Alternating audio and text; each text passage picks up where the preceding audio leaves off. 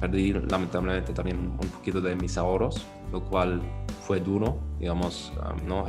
Realmente es un fracaso no solo a nivel de negocio, sino también a nivel de finanzas personales, ¿no? Eso es algo también que los emprendedores tienen que aprender. La gran mayoría de inversionistas, y yo digo tal vez 90-95% de inversionistas, invierten cuando tú como emprendedor con tu startup ya estás facturando algunos miles de dólares al mes. Nosotros hicimos un poquito de investigación. No existe ninguna universidad que ofrece un programa o un curso o algo así acerca de no code. De hecho, nosotros somos como el primer bootcamp, el primer curso con clases en vivo intensivo a nivel de Latinoamérica que ofrece como ese tema de no code como curso, como bootcamp, ¿no? Un bootcamp es un curso muy intensivo. Entonces, nosotros somos los primeros.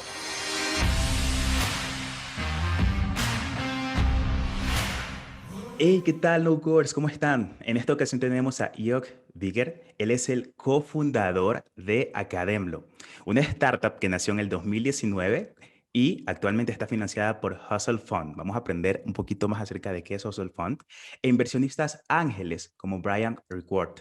Academlo es una escuela en línea que ofrece clases en vivo y la primera escuela en ofrecer Income Share Agreements. Vamos a aprender también acerca de esto porque la verdad yo no lo he escuchado antes. En Latinoamérica es la primera. Actualmente Academia ofrece cursos de programación con todo un stack completo, súper interesante, y también de no code. ¿Ok? Tiene estudiantes en 7 países desde el 2019 que lo lleva trabajando. Y antes de Academlo, yo ahora estaba trabajando en Udemy, ¿ok? Como Business Developer. Ayudó a la empresa a llegar a los 2 millones de estudiantes en Latinoamérica. Desde el 2014 hasta el 2016, York enseñó emprendimiento e innovación en el TEC de Monterrey. Creo que actualmente vive en el TEC en Monterrey. Entonces, York recibió un BA en ciencias políticas y en la parte académica y un MA en estudios regionales en enfoque en Latinoamérica del King's College London. York también tiene una historia muy interesante porque en emprendimiento él comenzó con un e-commerce en Wix. Entonces, yo creo que es el momento de que nos cuente un poquito más de su historia. Ok, sí, sí, muchas gracias, Jorge. Sí, de hecho, puedo platicar un poquito acerca de mis emprendimientos diferentes. Y de hecho, mi primer emprendimiento fue en 2014, cuando todavía estaba estudiando en King's College en Londres, haciendo mi maestría. Y allá inicié mi primer emprendimiento, que fue un blog crowdsourced. Entonces fue como una plataforma que te permitió a cualquier usuario como crear una cuenta y publicar un blog post. Eso fue, digamos, hoy en día suena como tal vez un poquito ridículo porque hoy hay muchas soluciones acerca de, digamos, hacer un blog de una manera muy rápida, pero eso fue justo como a la altura del Web 2.0, ¿no? Donde ya fue como existieron como las primeras herramientas para dar acceso a cualquier persona de publicar blog posts y participar y crear contenido en línea. Entonces, eso fue mi primer emprendimiento en el 2014 y eso fue un emprendimiento interesante porque yo lo hice en WordPress. Entonces, fue básicamente un template con usuarios diferentes, como permití un login y permití que otras personas podrían publicar sus ensayos. Entonces, mi nicho fue ensayos políticos, porque yo pues estaba estudiando ciencias políticas, entonces yo tuve muchos contactos con otros estudiantes, etcétera, y la idea fue como publicar ensayos políticos acerca de las noticias, acerca de tendencias actuales, etcétera. Entonces, ese emprendimiento lo tuve por medio año más o menos y fue muy curioso porque en ese momento, en el 2014, yo creo que yo ni conocía la palabra startup. Como solo tuve como una idea para un producto y quise ofrecerme una solución, ¿no? Vi el problema que fue que básicamente hay muchos estudiantes de ciencias políticas que tienen ideas muy interesantes, pero es más o menos difícil publicar este tipo de contenido para ellos. Entonces, eso fue como el problema y yo quise resolver ese problema. Y pues inicié con ese emprendimiento y tuve usuarios, tuve como unos 50 personas utilizando la plataforma, publicando ensayos, etcétera, pero no tuve bien planeado o planteado el modelo de negocio. Digamos, yo tuve ideas como un poquito irrealistas. Yo pensaba que voy a tener como miles de usuarios dentro de unos meses y poder crecer eso. Y realmente yo hice como un error muy común que los emprendedores tienen, que es enfocarse demasiado en el producto. Entonces yo todo el tiempo estaba mejorando cosas en la plataforma, en el diseño y todo eso. Y yo no estaba pensando en cómo crecer. No, no tuve un plan de marketing, básicamente. Eso fue mi primer emprendimiento. Sí, fue básicamente un emprendimiento hasta cierto punto con no code, utilizando WordPress. Y tuve que contratar a un programador para hacer pequeños cambios en el template y lo contraté en la India. ¿No? Donde los salarios son muy bajos, entonces allá puedes contratar un programador entonces eso fue como mi primera experiencia con el emprendimiento. Después realmente descubrí como ese mundo de negocios y tecnología. Tomé también un curso, un certificado de una universidad en Estados Unidos para aprender un poquito más acerca de emprendimiento tecnológico y aprender de una manera pues un poquito más sistemática acerca de cómo hacer un modelo de negocio, cómo planear el desarrollo de un producto y todo eso. En ese momento también en el 2014 yo me moví a México y por un tiempo muy corto, como unos 5 o 6 meses, yo estaba trabajando como consultor político, en consultoría para partidos políticos. Ujú. No me gustó.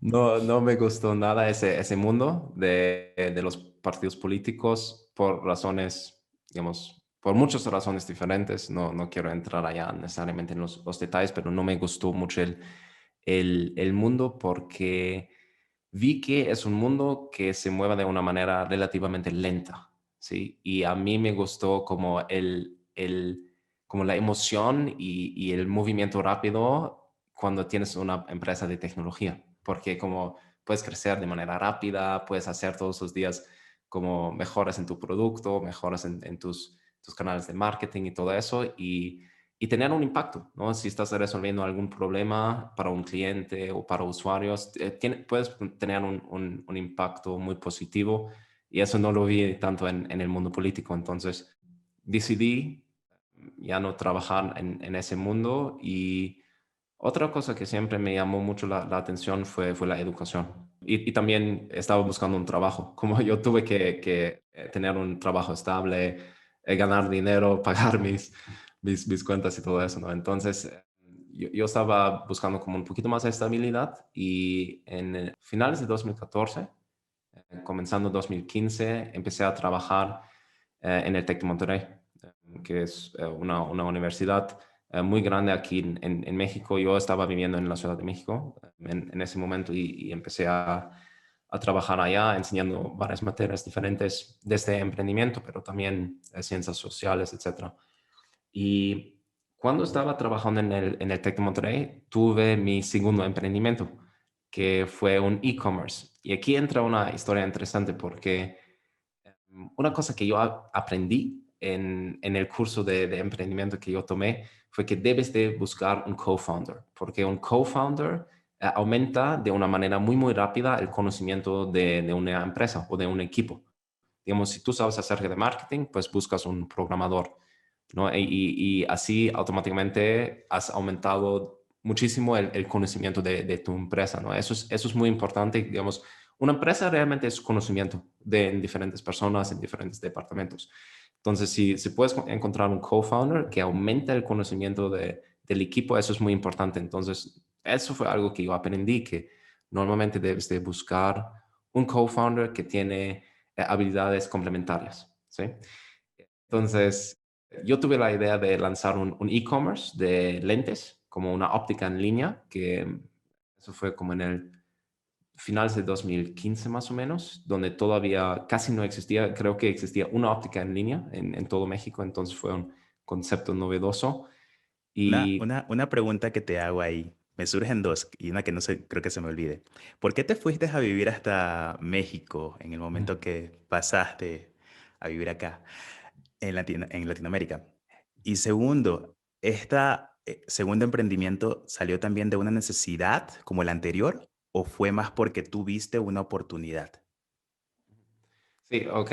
Me moví a México por razones personales, como tuve una novia mexicana en Londres, vivíamos juntos, ella quise regresar a México y pues yo también estaba como pues, si vives en Europa, México es algo como muy exótico, algo muy interesante, Sí, ¿no? Entonces decidí sí y además de eso, la oportunidad de aprender español, digamos, yo pensaba que realmente no hay un escenario donde ir a México tiene algún, digamos, no hay un escenario negativo con resultados negativos. O voy a aprender español o voy a conseguir un trabajo o voy a aprender algo de esa experiencia, ¿no? Entonces, a nivel de análisis de riesgo, solo habían como escenarios positivos hasta cierto punto, ¿no? Entonces, por eso me moví a México y hoy es mi esposa y tuvimos un bebé hace poco, entonces salió, felicidades. gracias, entonces eso salió bastante bien. Y ahora la óptica en línea, realmente vi que las lentes están muy caros. Entonces yo tuve que comprar unos lentes nuevos porque tuve unos lentes por 3 años y ya fue un modelo como muy, muy viejo y quise comprar algo nuevo y vi que son muy, muy caros. Y al mismo tiempo yo siempre estaba leyendo noticias de startups de otros países, de Estados Unidos, de Europa, etcétera. Y eso creo que es importante si quieres emprender, debes de realmente conectarte con el mundo de tecnología y emprendimiento a través de leer noticias para saber, ok, hacia Sí. dónde van las tecnologías, cuáles son las tecnologías nuevas, cuáles son todas las tendencias nuevas, etcétera, ¿no? Entonces, yo vi un ejemplo de una empresa en Estados Unidos que estaba haciendo algo parecido y decidí, ok, yo voy a llevar ese concepto que ellos tuvieron de la óptica en línea y llevarlo a México. Y allá es la historia interesante ahora. Yo pues aprendí que debes de tener un co-founder complementario. Entonces yo busqué un programador para participar en el emprendimiento. Y busqué varios programadores diferentes, salía a veces como tomando un café, conociendo a las personas y todo eso, platicando un poquito acerca de la visión de la empresa y todo eso. Y pues al final elegí como una persona que me cayó bien y iniciamos con el proyecto. Y el proyecto estaba bien, pero unos como 2 semanas antes del lanzamiento, mi co-founder, que fue el programador que estaba responsable para toda la tecnología que estábamos desarrollando, decidió dejar el proyecto. Para él fue básicamente una situación de estrés, como él estaba, como tuve como varios días donde él estaba trabajando en la plataforma que estábamos desarrollando como a las 2 o 3 en la mañana.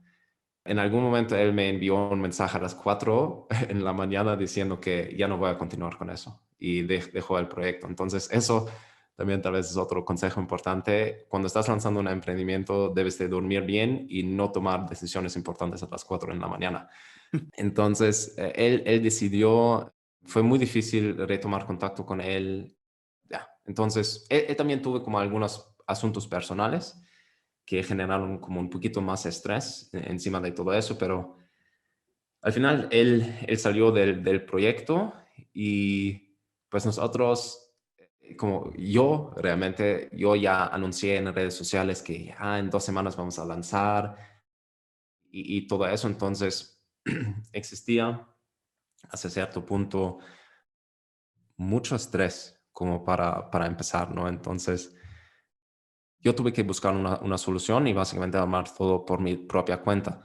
Habían algunos features, como algunas funcionalidades que obviamente no pude hacer con herramientas no code, pero básicamente busqué plataformas diferentes y para mí la plataforma de Wix fue la más sencilla y dentro de creo que una semana, realmente eran como 3 o 4 días, desarrollé toda la plataforma, subí todos los productos, todas las fotos y todo eso, ¿no? Entonces, y así lancé el proyecto, pero obviamente, como ya te das cuenta, el inicio del proyecto fue muy mal, ¿no? Como, digamos, no es un buen lanzamiento cuando, como unas semanas antes del proyecto, tu co-founder deja el proyecto. Entonces, yo manejé esa startup, ese e-commerce, por un poquito más de un año, creo.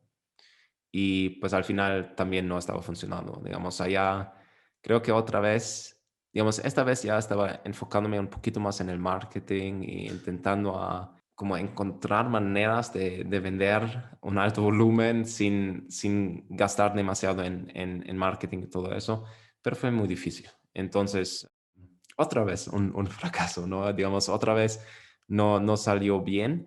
Y aquí de esa experiencia realmente yo aprendí que un principio muy importante es elegir bien a las personas con quien vas a cooperar, ¿no?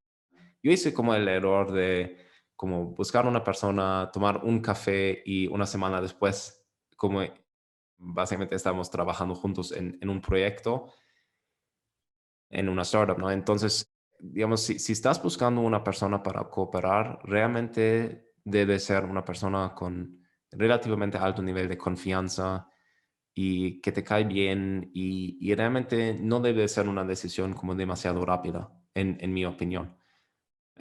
Lo mejor es si puedes tal vez trabajar con alguien o cooperar con alguien en un proyecto antes de iniciar una startup, ¿no? Específicamente si no es una persona que conoces muy bien, es mejor trabajar en un proyecto antes de iniciar algo donde vas a invertir como 5 a 10 años, ¿no? Entonces, eso fue más o menos lo que yo aprendí de esa experiencia. Fue una experiencia dura porque sí perdí un poquito de dinero porque eran, hasta cierto punto, yo en ese momento todavía no entendía bien como el mundo de financiamiento a través de inversionistas y todo eso. Sí estaba intentándolo, pero no logré conseguir inversionistas para ese proyecto. Entonces yo usé mis propios ahorros para eso y eso sí fue básicamente una decisión, digamos, necesaria en ese momento porque, digamos, yo pensaba cómo voy a iniciar sin ventas, no voy a convencer a ningún inversionista a invertir, pero sí, básicamente perdí lamentablemente también un poquito de mis ahorros, lo cual fue duro, digamos, ¿no? Realmente es un fracaso no solo a nivel de negocio, sino también a nivel de finanzas personales, ¿no? Entonces, eso sí fue un poquito duro. Y después yo pues estaba buscando también un cambio porque mientras que tuve ese emprendimiento, Ujú. estaba todavía trabajando en el TEC de Monterrey. Entonces, yo estaba buscando como un cambio profesional y como había mencionado, siempre estaba leyendo noticias. Entonces, en un día yo estaba en el metro de la Ciudad de México leyendo noticias por Twitter y me salió como una nota de Udemy, que Udemy levantó 65 millones de dólares para expandir al nivel internacional. Entonces yo pensaba, ok, seguramente van a estar buscando a alguien en Latinoamérica porque todavía no hay tantos contenidos en español en la plataforma. Entonces, Ujú. ese día yo me senté después de trabajo y específicamente estaba buscando básicamente el puesto. Como yo estaba googleando como Udemy plus Mexico plus job, o, ¿no? Entonces como buscando como esas palabras, porque yo estaba seguro que voy a encontrar algo.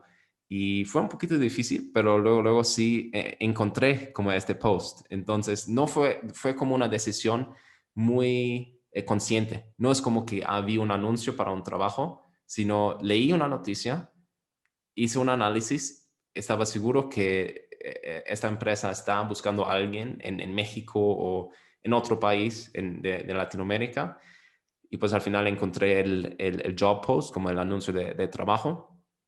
Envié un email a la persona que estaba ya como persona de contacto. Hice algunas entrevistas y pues entré en Udemy. Eso fue realmente fantástico porque tuve como la experiencia de ver como una empresa grande y cómo operan, digamos, en ese momento Udemy ya tenía como más de 300 empleados, la gran mayoría en San Francisco. Yo estaba trabajando de manera remota. Tuve la gran oportunidad de trabajar con MBAs de Stanford, entonces como los mejores líderes de negocios a nivel mundial, en mi opinión, ¿no? Entonces, eso fue muy interesante porque aprendí cómo manejar a las personas, ¿no? Digamos, cómo hacer management, de cómo administrar y todo eso. Entonces, eso fue una experiencia muy, muy interesante. Y en Udemy me quedé por 2 años y después inicié otro emprendimiento. Y ese emprendimiento ahora sí salió bastante bien. Entonces, Entonces, tal vez, y eso ahí es Academlo. Ujú. hagamos un recuento antes de pasar a acá en lo que es interesante esa historia que tienes ahí. Cuando emprendiste en México, ¿sí? Con este socio que tenías, am, no, viéndolo en retrospectiva, ¿no viste una manera en la cual, diciendo con los conocimientos que tengo hoy, creo que me hubiese ahorrado tal vez el tiempo que le invertimos y la inversión de dinero que perdí? ¿Crees que habría existido otra manera de poder hacerlo, ese emprendimiento de e-commerce? Creo que es muy difícil y Sí. específicamente mi recomendación en general es no necesariamente emprender con un e-commerce donde tú tienes que financiar el inventario. Porque si tú tienes que financiar el inventario, el flujo de efectivo es muy, muy complicado. Hoy hay otros modelos digamos, de e-commerce, ¿no? Como dropshipping, etcétera. Realmente allá no soy experto, pero e-commerce es un negocio que requiere capital para iniciar, ¿no? Porque necesitas la mercancía. Entonces, mi sugerencia es, si apenas estás empezando con el emprendimiento, buscar algún modelo digital, como algún modelo de negocio que es 100% digital, donde no tienes que invertir mucho para iniciar. Eso sería mi sugerencia. Sí. Perfecto, genial. Nos quedamos con ese consejo. El siguiente paso, entonces, estabas trabajando con Udemy y cambiaste de Udemy para crear tu nuevo emprendimiento, ¿no? Tu nueva startup. Sí, más o menos, digamos, después de Udemy, ¿Por qué? Sí. sí, yo estaba otra vez trabajando como profesor, digamos, después de 2 años en Udemy, yo pensaba que a mí me gusta demasiado la educación, quiero regresar a eso. Trabajé por un año para una universidad española que tiene un campus aquí en Querétaro, donde vivo hoy, donde me moví como hace 3 años, me moví a Querétaro, encontré aquí un trabajo como profesor universitario, enseñando marketing, ventas, emprendimiento, algunas materias diferentes. Y, pero, digamos, yo quise emprender, digamos. A mí me gusta el emprendimiento porque, en esencia, digamos, mi filosofía del emprendimiento es resolver un problema. Entonces, Ujú, una vez que tienes esa visión acerca del mundo, y si ves como solo, digamos, si ves problemas o cosas que funcionan de una manera suboptimal, que son muy poco que se pueden mejorar. eficientes, digamos, en ese momento, pues no puedes parar a tener ideas, ¿no? Digamos, siempre ves algo que, eso es muy caro, debe ser más accesible, o eso tarda mucho, debe ser mucho más rápido, o ¿no? Entonces, o digamos, ves un problema, un proceso y dices, para eso debe de existir algún producto digital, ¿no? Entonces, Ujú. una vez que empiezas a ver el mundo a través digamos, de este lens, no sé, digamos, Excelente, sí. de este lente, como ya no puedes parar, ¿no? Entonces, yo sabía que otra vez voy a emprender en algún momento, y ese emprendimiento fue muy diferente. Entonces, yo tengo un muy buen co-founder que se llama Eric Pérez, que lo conocí aquí en Querétaro. Antes de empezar con Academlo, estábamos trabajando un poquito como freelancers juntos. Estábamos trabajando como freelancers, desarrollando productos para otras personas, no con no code, sino sí como utilizando programación. Yo también aprendí programación en mi tiempo en Udemy, tomé muchos cursos, etcétera. Entonces, yo no soy el CTO, digamos, mi conocimiento a nivel técnico no es, digamos, tan alto. Eric Pérez Ujú. es el CTO de Academlo y el director académico del programa de Web Full Stack, pero, digamos, yo sí tengo fundamentos de programación, Allá estamos trabajando como freelancers, juntos, cooperando para clientes de Europa, básicamente, ¿no? Buscando como las opciones de desarrollar productos. Y pues en ese momento, pues durante el verano 2019 decidimos emprender. Entonces tuvimos algunas ideas diferentes y al final tuvimos la idea de Academlo. Entonces con Academlo decidimos ofrecer como educación de muy alta calidad. Entonces, eso fue como la idea es cómo hacemos educación de muy alta calidad, pero radicalmente accesible. Entonces, quisimos hacer algo diferente que Ujú, solo tutoriales en línea, porque de eso ya existía mucho. Entonces, estábamos pensando que, ¿por qué no hacemos clases en vivo, en línea? Y ujú. con proyectos, con elementos de comunidad y todo eso, ¿no? Entonces, eso fue como la idea. Y al mismo tiempo quisimos hacerlo radicalmente accesible. Tocamos con ese concepto de income share agreements, que otra vez fue a través de leer noticias de Estados Unidos, donde existía otra empresa que estaba haciendo algo muy parecido, y decidí, ok, eso probablemente también puede funcionar en Latinoamérica. Entonces, ofrecemos hoy en día algo que se llama un acuerdo de reparto de ingreso, que básicamente significa que los estudiantes que estudian programación web con nosotros, pagan una vez que hayan conseguido un trabajo como programador.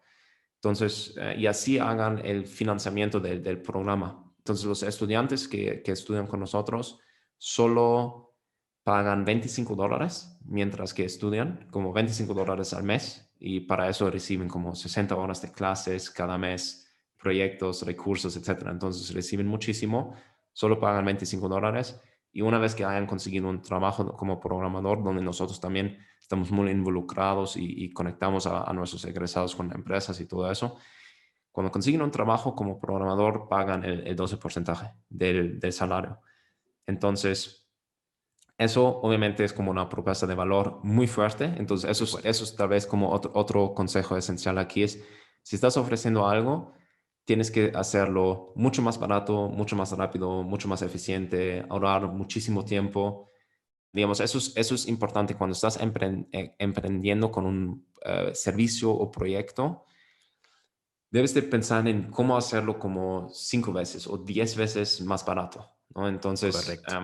eso es como lo que nosotros vimos, ¿no? Como normalmente, digamos, Academlo, hasta cierto punto, para personas que quieren aprender programación web, es básicamente reemplazan la universidad, básicamente. Digamos, nuestros egresados del programa, que es un programa de 10 meses, es básicamente el mismo nivel que consigues si estudias ciencias de computación por 3 o 4 años en la universidad. Entonces, es mucho más rápido y es mucho más barato, ¿no? Porque si Ujú, estudias en una universidad aquí en México, pagas pues cientos de dólares o miles de dólares al mes. ujú. Entonces, sí, entonces la propuesta de valor es muy, muy fuerte de lo que estamos ofreciendo. Y aquí también algo que fue interesante es que decidimos no usar ahorros. Eric y yo todavía estamos trabajando al lado como con clientes, ¿no? Digamos, para financiar los primeros meses, porque eso también es, digamos, a veces existen como esas historias de startups, como una startup lanzó, levantó 5 millones, tuve muchos ingresos directamente, como, y esas son las historias que tú lees en las noticias y dices, todos los startups son así, pero no, muchos startups son, digamos, mucho más, digamos, messy, como no son tan, digamos, el camino no es Despacio. siempre tan limpio, ¿no? Como que no es como de 0 a 1000 en un mes, ¿no? A veces como tarda un poquito. Entonces, nosotros todavía estábamos trabajando con clientes durante los primeros 6 meses, haciendo proyectos como freelancers, pero ya tuvimos como algunos estudiantes pagándonos y tuvimos básicamente una prueba de concepto, ¿no? Entonces tuvimos como una prueba de concepto que hay estudiantes que quieren tomar este tipo de financiamiento para aprender programación. Ya tuvimos 20 estudiantes, un grupo muy chiquito, pero fue suficiente para validar la idea. Validar. Y tuvimos tracción, ¿no? Tuvimos ya algunos estudiantes pagándonos. Entonces, en ese momento, yo me acerqué con inversionistas, lo cual es muy, muy complicado ¿Por qué? Eso es algo también que los emprendedores tienen que aprender. La gran mayoría de inversionistas, y yo digo tal vez 90-95% de inversionistas, invierten cuando tú como emprendedor con tu startup ya estás facturando algunos miles de dólares al mes. ¿Sí? Digamos, eso tal vez es algo muy importante que nosotros como emprendedores debemos de entender. Tú como emprendedor no vas a poder convencer a un inversionista de invertir en tu proyecto si no estás generando ingresos. Digamos, va a ser muy, muy difícil. Obviamente, siempre existen excepciones. Digamos, eso, digamos, ahora van a comentar en los comentarios de YouTube, no, pero existía esa startup, no tenía ingresos. Sí, obviamente, siempre existen excepciones, pero si tú eres una persona, digamos, muy, muy, digamos, normal, como no eres un gran ejecutivo de una empresa grande y ahora estás empezando tu emprendimiento y tuviste un red de contactos increíbles y fuiste el presidente de un multinacional y ahora estás emprendiendo, es una situación diferente. Pero si tú eres una persona normal, estás empezando con un pequeño emprendimiento, digamos, eres un estudiante universitario, por ejemplo, no tienes nada de experiencia profesional, en este caso es muy, muy difícil conseguir financiamiento. También con las aceleradoras, porque eso es la otra cosa que existen como algunas aceleradoras como Y Combinator, que es en Silicon Valley, pero aceptan al nivel mundial, como alrededor de todo el mundo. También allá muchas veces los proyectos que entran ya tienen ingresos, ¿sí? Y también 500 Startups, 500 Startups, es otro fondo que se enfoca en Latinoamérica. También es una aceleradora y las personas creen que puedes entrar sin tener muchos ingresos y todo eso y realmente, digamos, como siempre, hay excepciones, pero yo he hablado con varios emprendedores de 500 startups y muchas veces las empresas que entran en las aceleradoras ya tienen miles de dólares al mes en ingresos, ¿no? Entonces, creo que eso es importante, que debemos de darnos cuenta de eso. En cualquier caso, yo, regresando al tema de Hustle Fund, entonces yo me acerqué con algunos fondos, escribí un email muy detallado acerca de nuestra atracción, específicamente porque una persona de Hustle Fund que se llama Elizabeth Yin mencionó que este fondo, que Hustle Fund, está interesado en el modelo de Income Share Agreements, de acuerdos de reparto de ingresos. Entonces ella mencionó, estamos interesados en ese tipo de emprendimiento.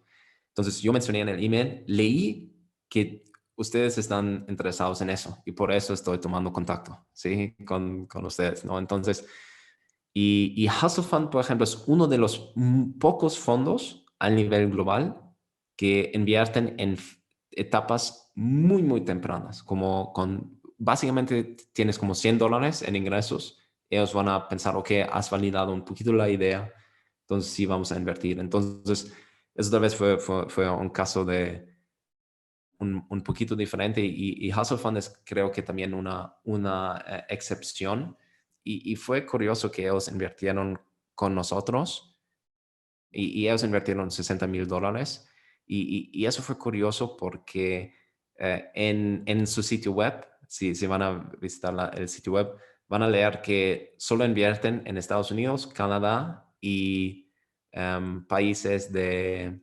Southeast Asia, como Vietnam, Tailandia, Indonesia, Singapur. Entonces, solo invierten como en Asia y en Estados Unidos, no invierten en Latinoamérica normalmente. Entonces, siempre hay reglas, pero siempre hay excepciones de las reglas, ¿no? También con inversionistas y todo eso. Entonces, ahí ya conseguimos una ronda de inversión y durante el año pasado estamos creciendo y conseguimos un poquito más de inversión. Entonces, al final del año pasado y durante el mes de enero levantamos otra pequeña ronda de $100,000 con inversionistas ángeles, como que son normalmente personas que ya han tenido un emprendimiento o son personas que tienen como una carrera de 40 años en el mundo corporativo y tienen muchos ahorros y pues ellos invierten cheques muy pequeños como de $5,000, $10,000, digamos pequeños para ellos, ¿no? Para nosotros $5,000 es mucho, pero Digamos, ellos invierten como pequeños cheques y así tuvimos como un grupo de personas que invirtió 100,000 en Academlo y ahora durante este año estamos creciendo aún más. Entonces estamos ya con muchos egresados, con cientos de estudiantes. Queremos llegar a casi 2,000 estudiantes al final de este año, entonces vamos creciendo. Y parte de ese crecimiento es también experimentar y ver la opción de ofrecer nuevos programas. Entonces allá entramos al tema de no code, que obviamente es un movimiento muy interesante. Ya, Y sí, perfecto. entonces Yo, cuéntame, ¿qué opinas tú? antes Sí. de pasar a eso, me gustaría hablar un poquito más de lo que nos has comentado hasta ahora.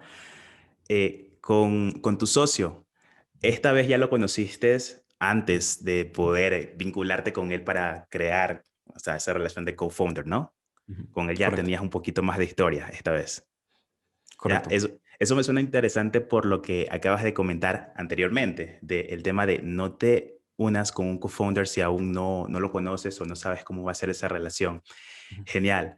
Ahora, el fondo de inversión, cuando estaba con ustedes, eh, ¿qué otros, o sea, esa sección que hicieron se la comentaron de trabajar con una startup que está en México o simplemente dijeron como, ok, también aplica? ¿Crees que se pueda repetir en otros casos el trabajar Am, con mexicanos, con latinoamericanos?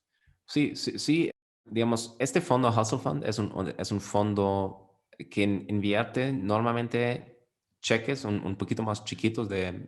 $25,000, pero hagan muchas inversiones. Entonces, creo que en total ya llevan como 300 inversiones. Entonces han invertido en casi 300 startups.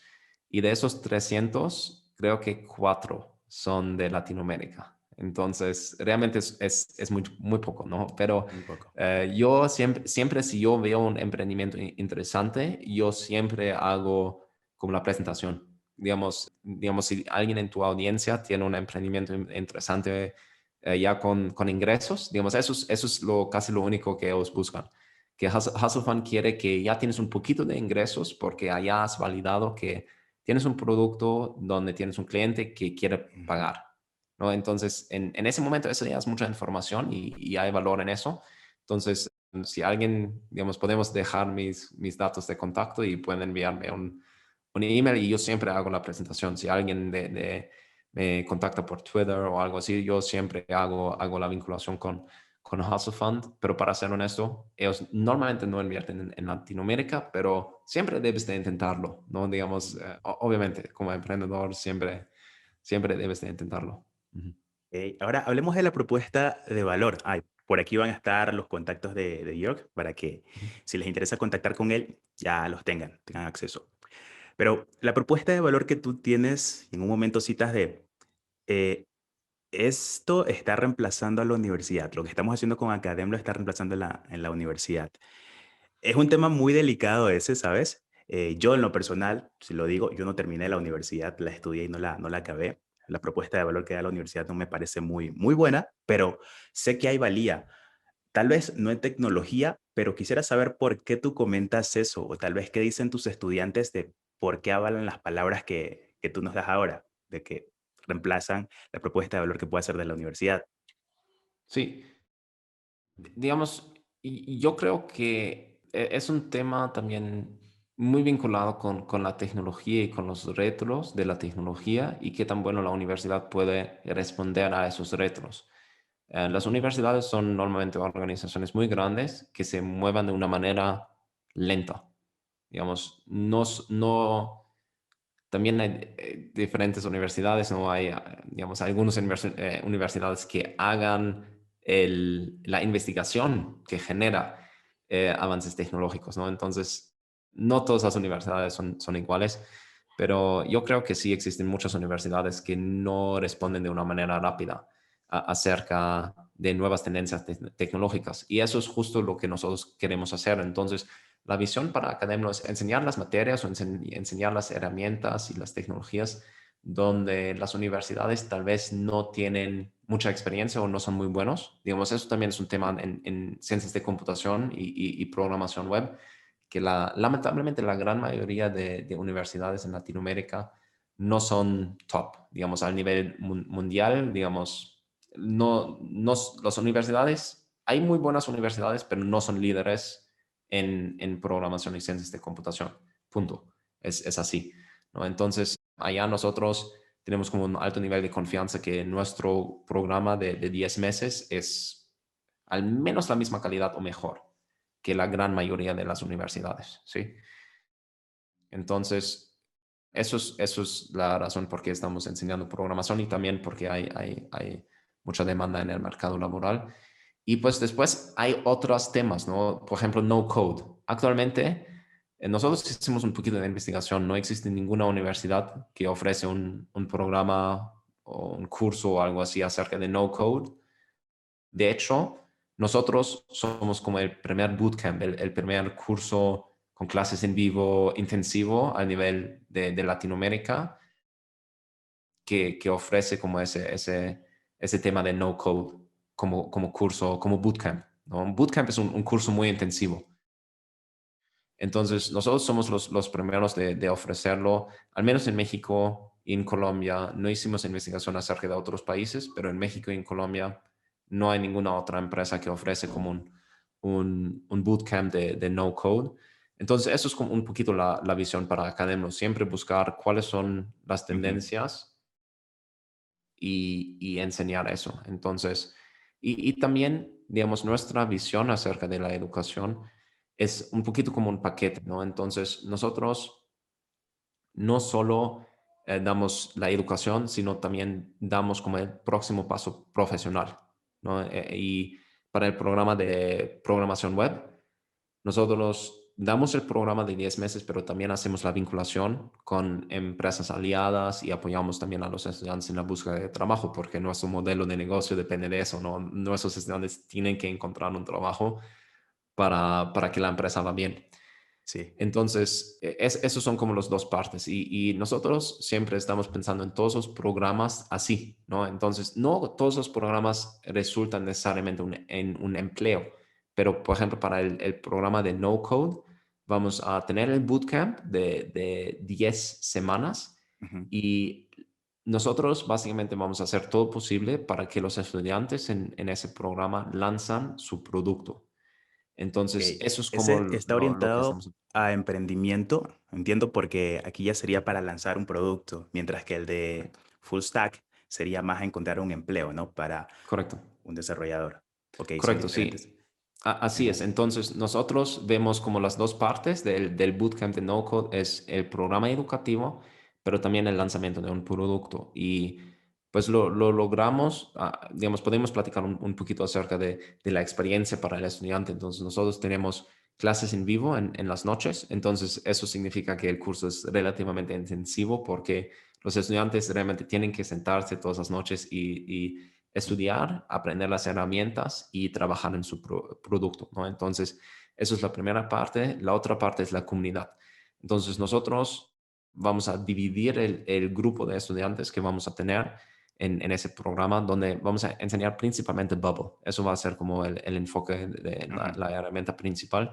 Entonces, vamos a dividir el grupo grande en grupos chiquitos de teams, como es de 5 estudiantes, y eso es básicamente como tu equipo, tu grupo de apoyo como estudiante, ¿no? Y eso es muy útil porque cuando estás lanzando como un producto, pues buscas retroalimentación rápida. Entonces, eso es Ujú. algo que nosotros queremos facilitar porque si, digamos, si tienes 10 amigos y siempre envíes como, ¿qué opinan acerca de esto? Pueden hacer el login, pueden testear si funciona.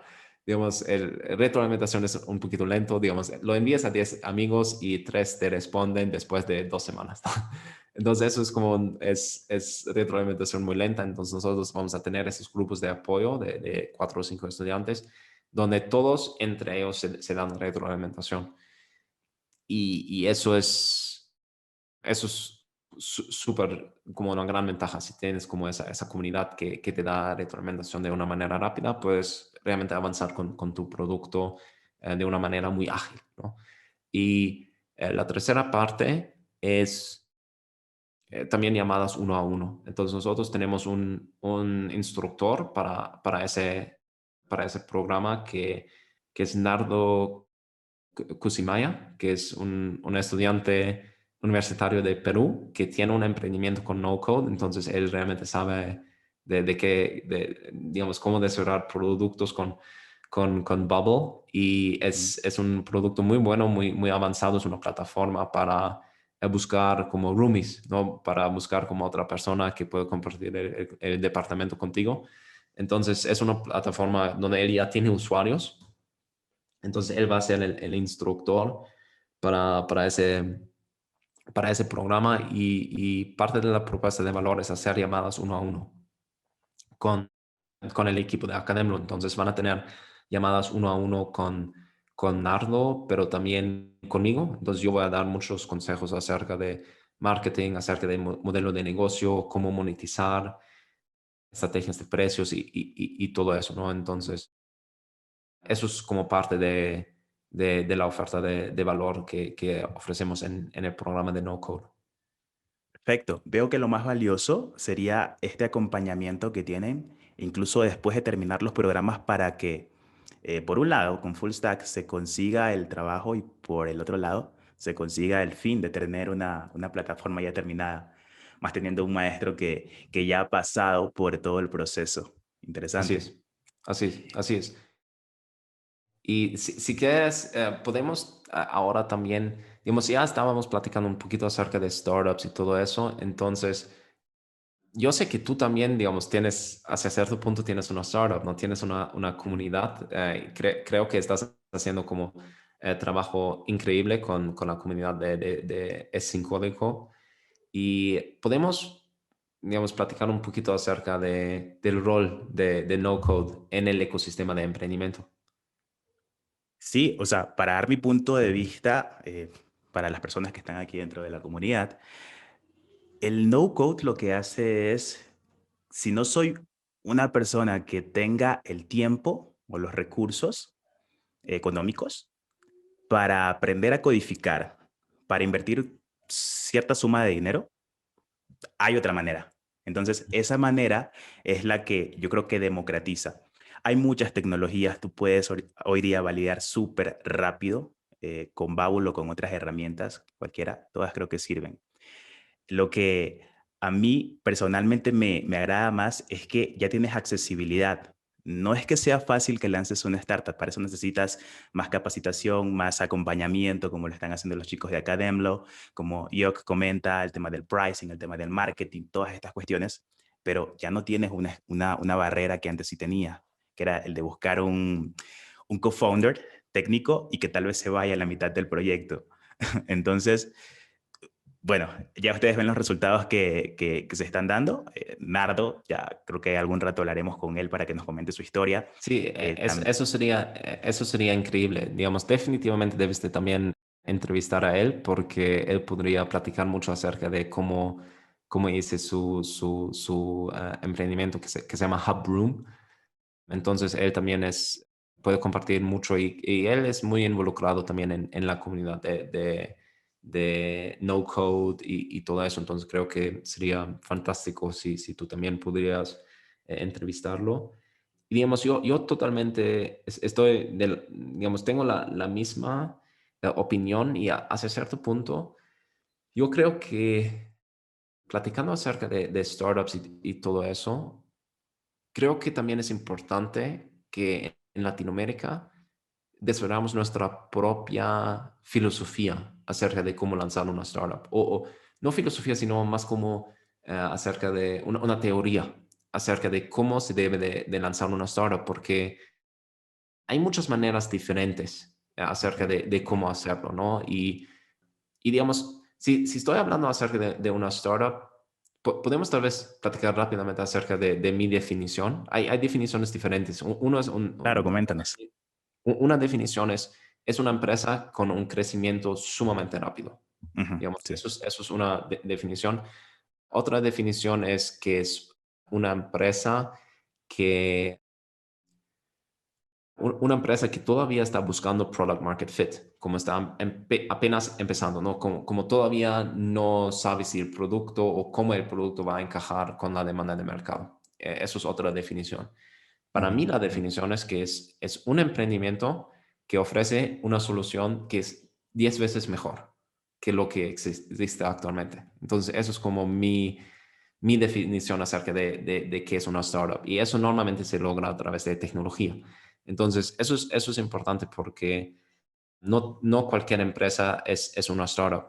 Digamos, si tienes un restaurante, digamos, a mí me encantan los restaurantes y creo que es un negocio muy, muy difícil y creo que yo tengo mucho respeto para personas que intentan lanzar un restaurante porque es mucho trabajo, es muy, muy difícil, pero no es una startup porque, digamos, existen miles de restaurantes, es muy difícil tener algo que es 10 veces mejor y al mismo tiempo el crecimiento de un restaurante es relativamente lento, ¿no? Digamos, no vas a poder tener como 10 veces o 1000 veces o 100 veces más clientes dentro de un año.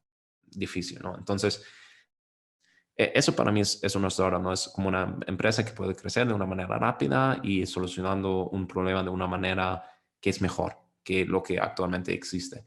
Y creo que uno de los problemas que por mucho tiempo tuvimos aquí en Latinoamérica es que adaptamos hasta cierto punto la teoría o la filosofía acerca de cómo hacer una startup desde Estados Unidos, como adaptamos las mismas ideas.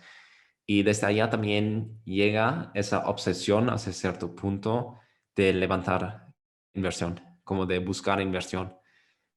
Y yo creo que allá, como ecosistema de emprendimiento, estamos muy equivocados hasta cierto punto, porque en Estados Unidos el, el mercado de venture capital, digamos, el venture capital son fondos de inversión, ¿no? Entonces, el mercado de fondos de inversión y la cantidad de inversionistas ángeles que existen en Estados Unidos y en Europa, pero específicamente en Estados Unidos, es inmenso.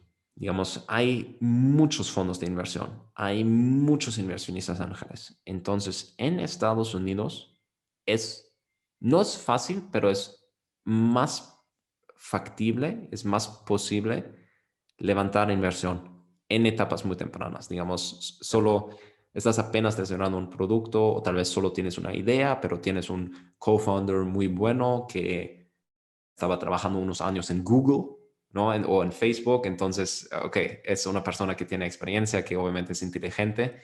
Entonces, si tienes ese tipo de equipo en Estados Unidos, pues puedes convencer a algunas personas de darte $500,000 para empezar con el emprendimiento, ¿no?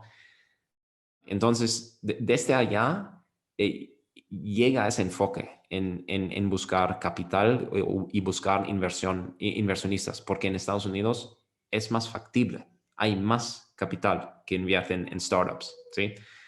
En Latinoamérica eso simplemente no es el caso. Estamos ahora en un punto donde ya hay más fondos, pero todavía en comparación con Estados Unidos es muy, muy chiquito. Digamos, hay muy pocos fondos de inversión. Entonces, eso significa que básicamente necesitamos otra teoría, necesitamos otra filosofía acerca de cómo lanzar un emprendimiento. Y, digamos, en Estados Unidos levantas como $500,000, contratas a como dos desarrolladores de software, tienes que pagarles como un salario muy, muy alto, desarrollas el producto y lanzas al mercado, ¿no? Y eso es factible porque puedes conseguir más inversión.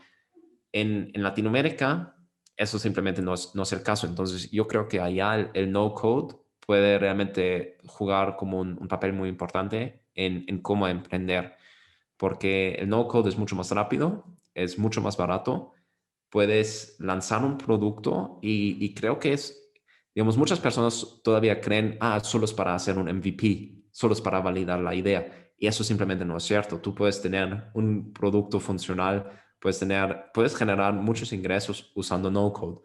Entonces, por eso yo creo que no code debe de ser como parte de nuestra filosofía acerca de cómo lanzar un emprendimiento, ¿no? Porque si tú puedes lanzarlo en 8 semanas o en 12 semanas sin tener que contratar a un programador, sin levantar mucho capital, pues ya no tienes que buscar como el permiso de un inversionista de empezar con tu emprendimiento. Entonces yo creo que por eso el no-code va a jugar un papel muy importante en todo ese movimiento y va a cambiar la teoría acerca de cómo empezar una startup. Y hasta cierto punto, yo ya mencioné eso una vez que estábamos platicando, ¿no? Que existe ese concepto de indie hackers, que son pues hackers como personas que desarrollan productos, pero de manera independiente. Y eso significa que son personas que intenten lanzar un producto, lanzar alguna startup sin buscar financiamiento externo, digamos, sin buscar inversionistas. Y yo creo que en Latinoamérica eso va a ser muy, muy importante. Digamos, eso va a ser una pieza fundamental en cómo hacer una startup, ¿no? Porque hay muy pocos inversionistas en Latinoamérica, entonces hay que encontrar maneras diferentes y yo creo que ese movimiento y esas ideas de indie hackers es sumamente relevante para todo Latinoamérica. Excelente. A mí me encanta ese concepto, ¿sabes? Yo creo que antes que buscar inversionistas, porque no es fácil hacerlo acá, yo creo que tenemos que buscar comunidades, que sean las personas que les proveamos valor con nuestro producto o nuestro servicio o nuestra startup. Sí, sí, definitivamente, digamos, sí. Digamos, sí, buscando comunidades, creo que es muy importante también compartir conocimiento con otros emprendedores, compartiendo conocimiento, compartiendo consejos, sumamente importante. Genial, genial. Entonces, aquí otro tema que tengo pendiente para que tratemos es, pese a que es complicado, ¿cuáles son esos consejos que tú darías para conseguir esa inversión? Ok. Sí, entonces yo quiero conectarlo con no code. Entonces, mi sugerencia Ok, sería, si tienes una idea, intentar tal vez validarlo con algunas entrevistas a clientes potenciales, ¿no? ujú, Y después desarrollar un producto y generar ingresos.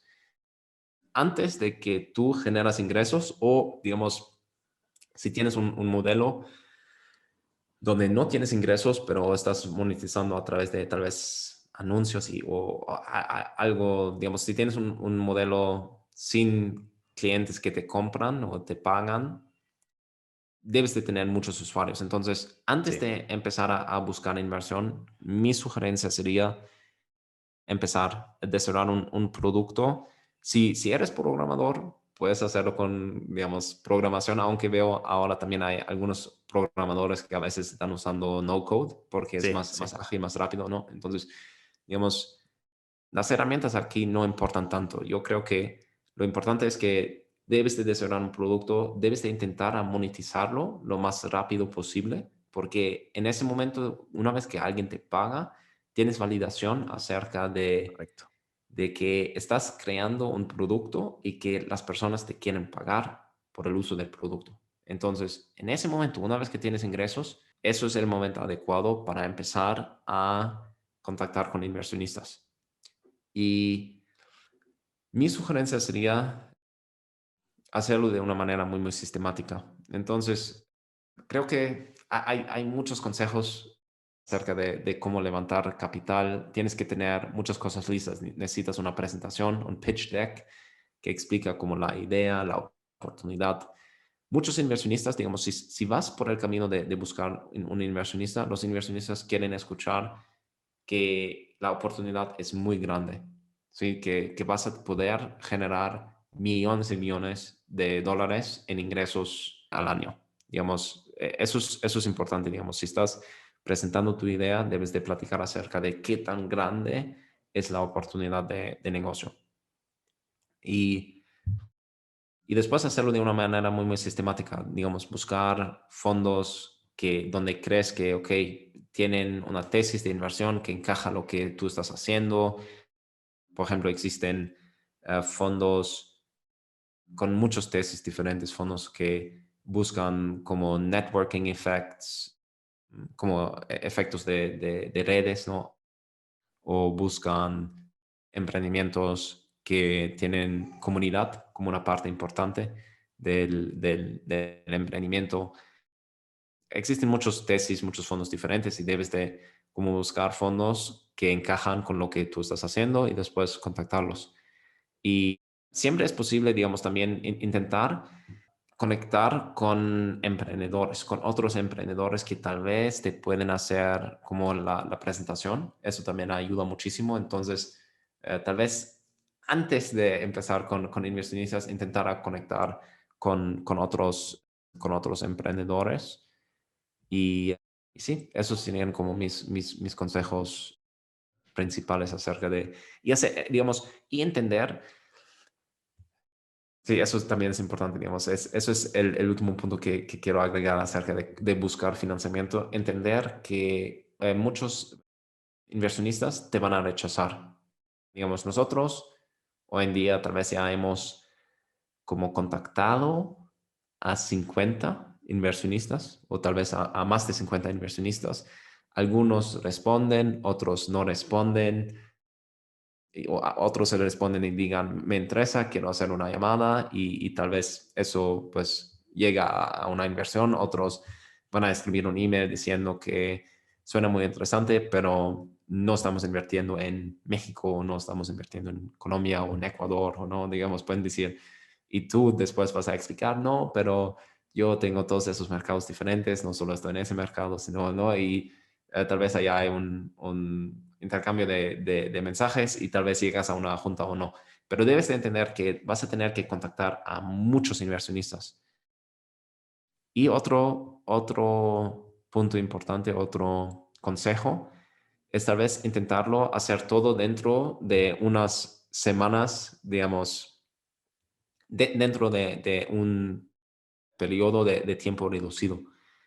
Eso fue tal vez algo que yo no hice, pero siempre es un consejo que me dan, es que intentar tener muchas juntas con muchos inversionistas dentro de 3 semanas o dentro de 4 semanas, porque muchos inversionistas también hablan entre ellos y si estás contactando a muchos inversionistas, empiezan a hablar acerca de tu startup y se genera como algo que se llama FOMO, Fear of Missing Out, como miedo de tal vez alguien más va a invertir y ya tú como inversionista no puedes entrar. Entonces, si tú puedes lograr que muchos inversionistas están hablando acerca de tu emprendimiento, en ese momento, pues tú haces hacer tu punto, estás en una situación donde puedes negociar de una manera muy, muy buena porque existe como un momento donde hay muchas personas hablando acerca de tu emprendimiento y tal vez algunos están interesados y tienen que apurarse con su decisión, ¿no? Entonces, eso tal vez sería el otro consejo. Perfecto, nos acabas de comentar acerca de estos consejos para tener o para conseguir inversión de fondos de inversión. También nos acabas de comentar del movimiento Indie Hacker. ¿Quisieras acotarnos algo más acerca de eso? Sí, el movimiento indie hacker es básicamente, yo puedo, si alguien quiere aprender más acerca de ese movimiento, no sé si realmente existe una comunidad en línea que es muy fuerte en ese tema en español. No lo creo, no lo creo. No estoy seguro. Tú probablemente debes de saber si existe algo así. En inglés existe una comunidad que se llama Indie Hackers. No sé si es en plural o en singular. Indiehackers.com. Es básicamente una comunidad donde hablan acerca de cómo hacer un emprendimiento y cómo hacerlo sin necesariamente tener mucha inversión, ¿no? Entonces, eso es un recurso importante. También hay un podcast muy, muy, muy bueno de Indie Hackers.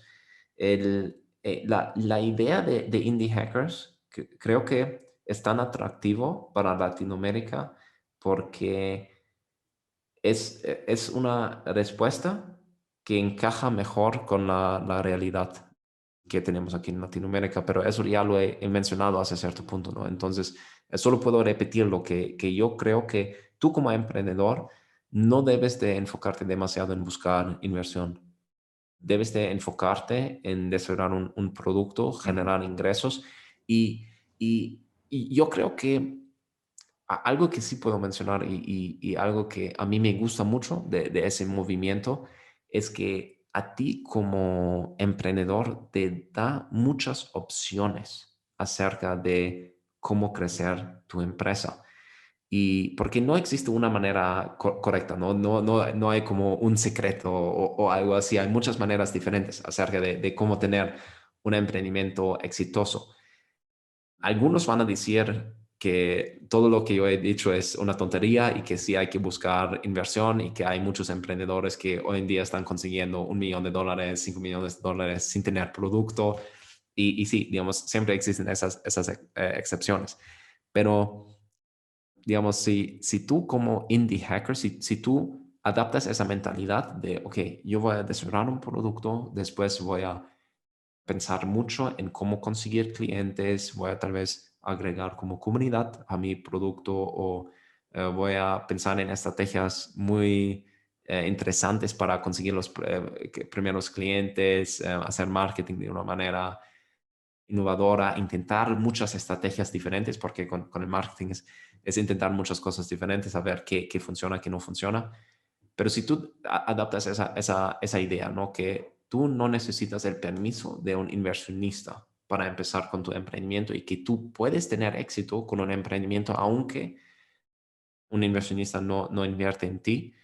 Si tú adaptas esa mentalidad, puedes avanzar con tu proyecto, puedes tener ingresos, puedes crecer, puedes tal vez estar en una situación donde tienes 3,000, 4,000, $5,000 en inversión.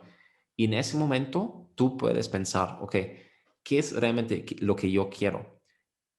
Estoy feliz ganando como 4,000, $5,000 y estoy creciendo la empresa como digamos, $5,000 al mes es fantástico, ¿no?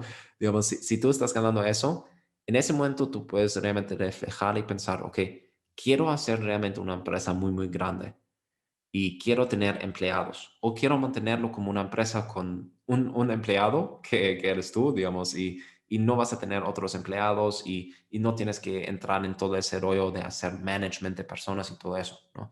Entonces, tú allá vas a tener opcionalidad y en el momento que tienes, digamos, unos cientos de dólares o algunos miles de dólares en ingresos, vas a poder elegir si quieres levantar capital y digamos, algo que es importante también entender es, si levantes capital, no es como que recibes dinero gratuito, tienes que dar parte de tu empresa.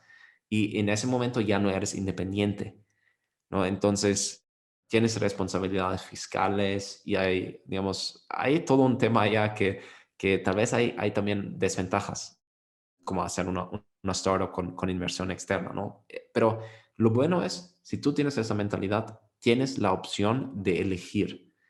Puedes seguir como indie hacker, puedes tener pues 5,000, 6,000, $7,000 de ingresos al mes haciendo tu producto, mejorándolo todos los días un poquito, grabando videos en YouTube, subiéndolos y puede ser un estilo de vida muy, muy bueno. No tienes que preocuparte de empleados, no hay presión financiera, no hay presión de crecimiento, digamos, y es súper bueno. O si estás en esa situación y dices, ok, tengo ahora $5,000 de ingresos, creo que eso puede ser un negocio muy, muy grande con millones de dólares de ingresos al año, pero sí voy a tener que levantar un poquito de capital para tener más crecimiento. En ese momento, digamos, va a ser mucho más fácil levantar capital de inversión porque ya estás generando ingresos, entonces eso es más atractivo para los inversionistas.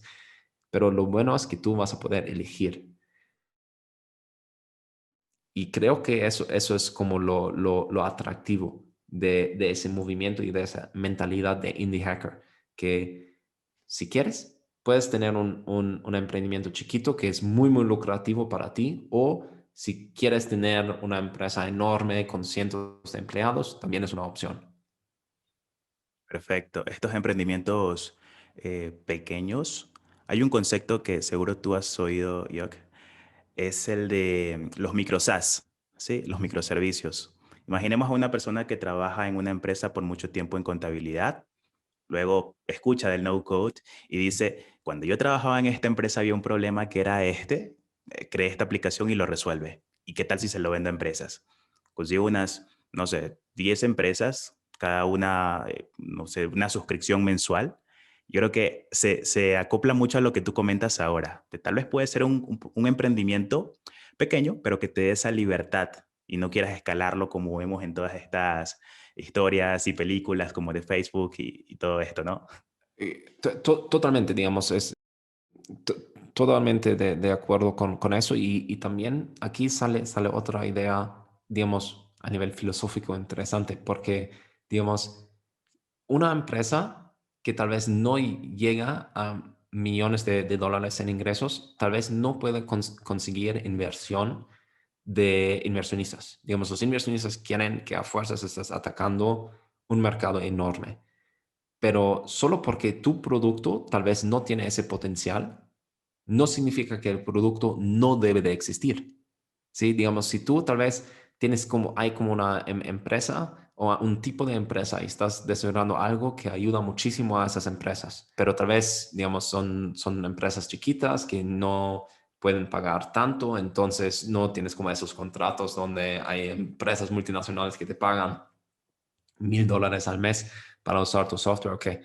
Y tal vez solo estás resolviendo como un problema para un mercado muy nicho, pero estás mejorando el mundo a través de tu emprendimiento, estás ganando un poquito de dinero y eso tal vez no es un negocio que es factible desde la perspectiva de fondos de inversión, pero eso no significa que ese producto no debe de existir, ¿no? Entonces, coincido totalmente contigo que esos micro SaaS tienen mucho potencial y el modelo es diferente, ¿no? El modelo no es conseguir millones de dólares de inversión, sino es hacerlo de una manera tal vez un poquito más lenta, un poquito más, digamos, con más cuidado, pero es totalmente válido. Sí. Perfecto. Ok, yo creo que en todo lo que hemos hablado nos has comentado muchos consejos que podemos aplicar, otras cosas que también podemos cuestionar. Creo que es interesante también que si nos comentas algo, tengamos ese pensamiento crítico para decir esto aplica para mi negocio o no aplica para mi negocio. Yo quiero emprender, yo quiero aprender programación full stack también con Academlo, muchas cosas ahí. Eh, en el tema para un emprendedor, ya aterrizándolo un poco más, porque incluso entiendo que en la universidad, el TEC de Monterrey, tú te dedicabas a materias de emprendimiento. ¿Tienes algún mapa, ruta o algo que nos pueda ayudar si estamos emprendiendo más con no code? Sí, digamos, yo tengo un curso de emprendimiento también que digamos, yo lo producí, lo grabé y todo durante mi tiempo en Udemy, que es acerca de emprendimiento e innovación. Entonces, pueden tomar ese curso. Ese curso también tiene ejercicios de generación de ideas, análisis de oportunidad, digamos, análisis de mercado. También tiene de una manera muy sistemática consejos acerca de cómo buscar financiamiento, cómo hacer un pitch deck y todo eso. Entonces, eso sería como una opción, tomar ese curso de emprendimiento e innovación que tengo en Udemy. Y tal vez además de eso yo puedo ofrecer algunos libros muy, muy buenos. Hay un libro que se llama Lean Startup. No sé si tú lo conoces, digamos. Creo que eso es un libro muy importante que cualquier emprendedor, específicamente si estás desarrollando un producto digital, debes de leer ese libro porque habla acerca de esa metodología y creo que vale la pena leer el libro porque allá realmente a través de los estudios de casos como llegas a un entendimiento un poquito más profundo, entonces vale la pena leer ese libro. Y, y en inglés hay algunos recursos, eso es un poquito el problema, que muchos de los recursos que son muy buenos existen en inglés, pero una, hay una comunidad de emprendedores que se llama Startup School de Y Combinator, que es totalmente gratuito y en mi opinión es altamente recomendable. Como todos los contenidos son top y es totalmente gratuito. Entonces, y es del Y Combinator, es básicamente la aceleradora más famosa, más exitosa en todo el mundo. Entonces, vale la pena como entrar a ese mundo y conectar con ellos. Y ellos ofrecen un programa de Startup School que es que es muy, muy bueno, es gratuito. También es a través, tienen como un elemento muy, muy buen diseñado de comunidad. Entonces, pero es en inglés. Entonces, eso sí es digamos, un prerequisito el inglés. Sí, entonces esos son como algunos recursos que podemos compartir. Perfecto. Acá la comunidad incentivamos a que, aunque sea poco, involúcrate con el inglés. Creo que nos abren muchas puertas del conocimiento que ya está ahí. Ya alguien tuvo el problema que estamos teniendo ahora y posiblemente está escrito en un libro que está en inglés. No le pongas excusas al idioma, no cover. Entonces, Kyok, ya para ir cerrando, coméntanos nuevamente un poco más acerca, ¿por qué debería alguien inscribirse en Academlo en la parte de no code? Sí, si tú estás actualmente emprendiendo, estoy checando como los detalles de fecha de lanzamiento y todo eso, pero fecha de lanzamiento es el 22 de abril. El programa solo cuesta $200, entonces o $190, no es caro. Estamos también ofreciendo becas, entonces a mí me gustaría ofrecer tal vez un descuento a la comunidad de Sin Código. Entonces, si tú mencionas en tu aplicación, puedes conseguir un descuento.